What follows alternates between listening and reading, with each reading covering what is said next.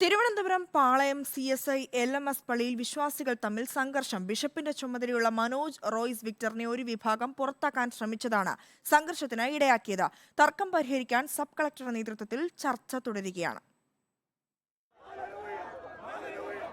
മദ്രാസ് ഹൈക്കോടതി നിയമിച്ച 2-അംഗ ജുഡീഷ്യൽ സമിതിയാണ് റോയ്സ് മനോജ് വിക്ടറെ ദക്ഷിണ കേരള മഹായിടവകയുടെ ബിഷപ്പ് ഇൻചാർജായി നിയമിച്ചത്.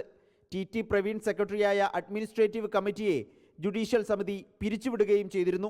ഈ തീരുമാനത്തിനെതിരെ സുപ്രീം കോടതി വിധിയുണ്ടെന്ന് അവകാശപ്പെട്ട് പ്രവീണും ഒരു വിഭാഗം വിശ്വാസികളും ബിഷപ്പ് ഇൻചാർജിനെ പാളയം LMS പള്ളിയിൽ നിന്ന് ഇറക്കിവിട്ടതാണ് പ്രശ്നങ്ങൾക്ക് കാരണം. 3-ാം തീയതി ഇങ്ങനെ ഒരു ഓർഡർ വന്നപ്പോൾ നമ്മൾ ആരും ഇവിടെ വന്നില്ല. ഒരു പ്രക്ഷുബ്ധമായ അവസ്ഥ ഉണ്ടാക്കിയില്ല, ഒരു പ്രതിഷേധം ഉണ്ടാക്കിയില്ല, ആർക്കും പരാതിയും കൊടുത്തില്ല. കാരണം അധികാരികൾ ഇട്ട ഓർഡറാണ്. ഇന്ന് അതേ അധികാരികൾ അവരെ പിരിച്ചുവിട്ടു. ആ മാന്യത അവർ കാണിക്കണമെന്നുള്ള ഒരു ആഗ്രഹം മാത്രമേ ഈ സഭാ നേതൃത്വത്തിനുള്ളൂ. ബിഷപ്പ് പോകരുതെന്നാവശ്യപ്പെട്ട് മറ്റൊരു സംഘം വിശ്വാസികൾ റോയ്സ് മനോജ് വിക്ടറുടെ കാർ തടഞ്ഞു.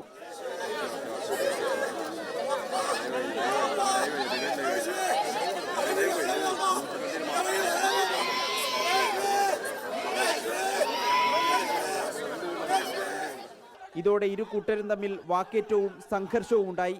ദക്ഷിണ കേരള മഹായിടവകയുടെ ഭരണവുമായി ബന്ധപ്പെട്ട് വർഷങ്ങളായി തുടരുന്ന തർക്കമാണ് ഇപ്പോഴത്തെ സംഘർഷാവസ്ഥ വരെ എത്തിയത്. റിപ്പോർട്ടർ, തിരുവനന്തപുരം.